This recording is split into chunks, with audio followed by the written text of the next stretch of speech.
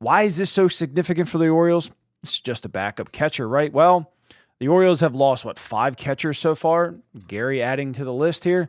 But what's most important about Gary Sánchez, he basically carried the Orioles coming off the IL this year, hitting .295 in 17 games. In those 17 games, he hit 5 home runs and accumulated 20 RBIs. With runners in scoring position in that time frame, hit .444 with 4 home runs and 19 RBIs. Again, Gary was absolutely carrying the offense. He did come with some pretty subpar defense, though. Had some issues, with some plays at the plate, dropping the ball and throws to home. We all know about his career blocking issues. The throws were going into center field. The good came with the bad with Gary Sánchez.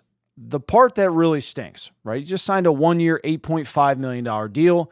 He was producing. He's on an expiring contract. He was a guy that's prototypical to be moved at the deadline, right? A guy that's performing really well on an expiring contract who could get you back, some decent prospects.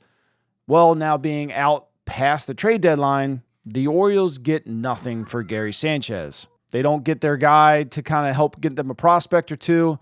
They lose a pretty decent offensive bat here for a while. Everything could go wrong this year kind of has. Gary's kind of been the icing on the cake here. I've been very critical of Gary as a defender, but there was no denying what he brought to the team offensively since coming back from the injured list. Now it's his second stint on the IL this year.